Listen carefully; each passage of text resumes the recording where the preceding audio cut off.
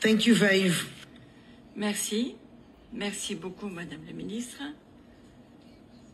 Merci pour ce message très clair vis-à-vis de l'Europe.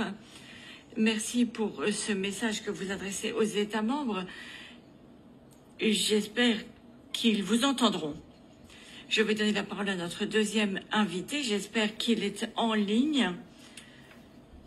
Je me tourne vers les techniciens. Nous accueillons M. Mukwege. Nous sommes très heureux que vous ayez pu nous rejoindre. Vous êtes connecté à distance. Ah, nous vous voyons déjà. Soyez le bienvenu. Nous attendons avec impatience de vous entendre nous parler de la situation au Kivu du Sud et dans l'hôpital de Panzi. Cela nous rappelle la situation en 96, lorsqu'il y a eu beaucoup de décès dans cet hôpital. Nous sommes donc très inquiets et nous attendons avec impatience de vous entendre. Allez-y. Présidente Votman, je suis très heureux de pouvoir avoir cette opportunité de parler au cours de cette réunion. Je tiens également à remercier Barry Andrews pour m'avoir donné cette opportunité, qui est une opportunité exceptionnelle de pouvoir parler de la situation de la République démocratique du Congo pendant une période très difficile que nous sommes en train de connaître. Madame, Messieurs les députés, Madame la ministre des Affaires étrangères de la République démocratique du Congo, Messieurs les directeurs général de ECHO, je vous remercie de m'avoir donné l'occasion de m'adresser à cette éminente assemblée à un moment crucial où la population congolaise est traquée comme des bêtes de chasse par l'armée rwandaise et ses supplétifs du M23 sous une inaction qui s'apparente à la complicité de la communauté des nations malgré les rapports des experts des Nations Unies et des ONG.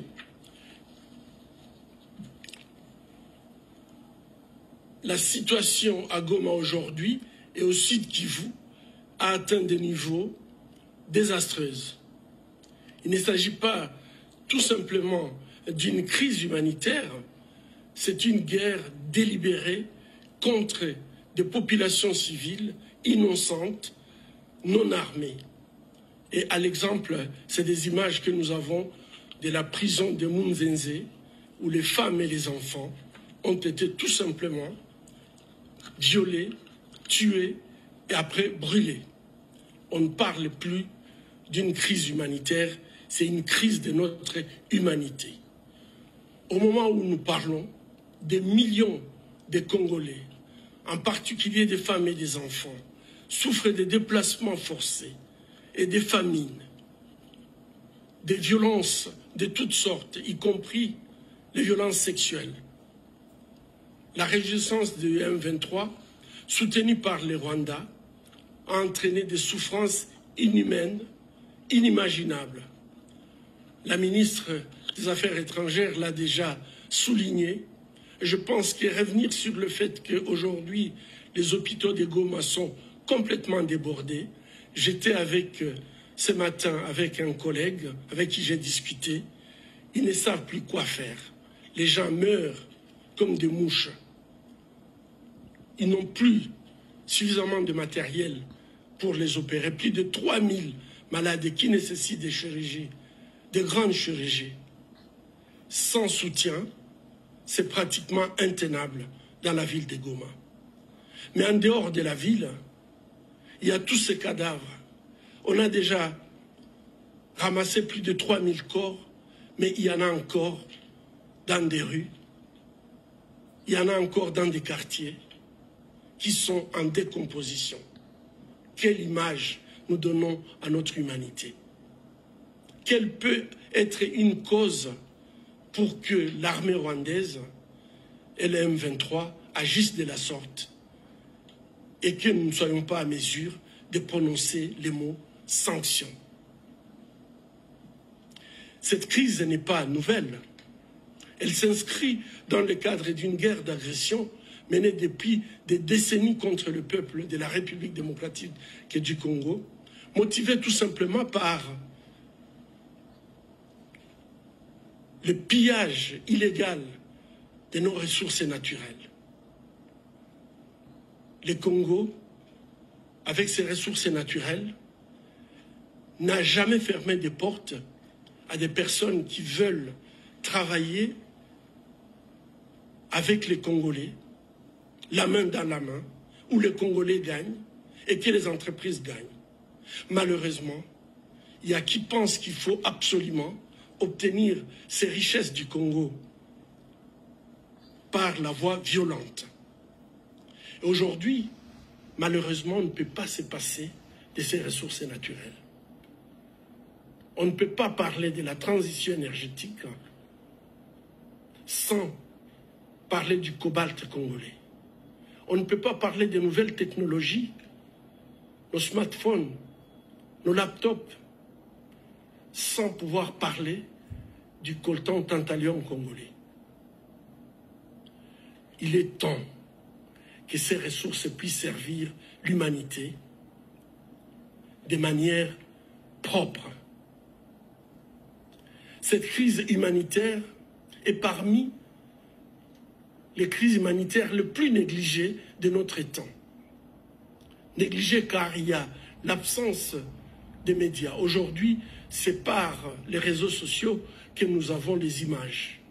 Dans d'autres crises, il y aurait des journalistes qui iraient prendre des informations à la source. Il y a l'absence de volonté politique, puisque nous savons que si cette volonté politique pouvait naître de cette conférence, aujourd'hui, la guerre peut s'arrêter demain. Le Rwanda, ce n'est pas une puissance, ni nucléaire, ni militaire. C'est puisque tout simplement, le Congo se trouve dans un état de faiblesse, un chaos organisé depuis 3 décennies. Et puis, c'est une crise négligée puisqu'il y a une insuffisance d'aide alimentaire. L'année passée, l'appel qui était fait n'a été répondu qu'à 50%. Alors que le Congo compte aujourd'hui plus de 7 millions de personnes qui sont actuellement déplacées. Les 1 million de personnes qui étaient déplacées à Goma, aujourd'hui sont dans la nature. Ceux qui ont été amenés dans leur village, comme l'a dit Madame la ministre, on ne connaît pas qu'est-ce qu'ils sont devenus. Et même si ils n'étaient pas massacrés comme d'habitude, mais la question qui est posée, quelle a été l'organisation pour qu'ils puissent retourner en sécurité dans leur village? Ils n'ont pas cultivé depuis plus de 3 ans. Ils n'ont pas de logement. Il n'y a pas de structure sanitaire pour les accueillir. Toute cette population qui a quitté Goma n'est-elle pas envoyée tout simplement à une mort douce? Mesdames, Messieurs les députés, aujourd'hui nous comptons plus de 25 millions de Congolais qui sont dans l'insécurité alimentaire aiguë, alors que nous avons un pays qui peut permettre des récoltes suffisantes, pas seulement pour le Congo, mais pour toute l'Afrique. La violence sexuelle est utilisée comme arme de guerre. L'ONU a enregistré plus de 90 000 cas de violence sexuelle liés au conflit au Nord Kivu en 2023. Et ça, c'est un chiffre d'une année seulement. Et pour tout le Congo, l'ONU a publié les chiffres de 123 000 viols et violences basées sur le genre en République démocratique du Congo, ce qui représente une femme qui est violée toutes les 4 minutes. À l'hôpital de Panzi et dans les structures où nous prenons en charge les victimes de violences sexuelles, nous sommes désolés de constater qu'il y a de plus en plus des enfants qui sont enceintes, des enfants qui deviennent mères. Et ce sont en fait des chiffres qui sont stupéfiants de voir à quel point on peut négliger et laisser cette population dans une souffrance inouïe. Des communautés entières sont en train d'être détruites à cause des attaques qui sont ciblées contre les civils, en particulier les femmes et les enfants. Les attaques contre les camps de personnes déplacées à l'intérieur du pays et à Goma et dans ses environs sont des crimes de guerre qui exigent une responsabilité internationale. Et ça, ce n'est pas la première fois. Le Rwanda est en train de récidiver dans le bombardement des camps des réfugiés et le monde reste silencieux. Mesdames et messieurs,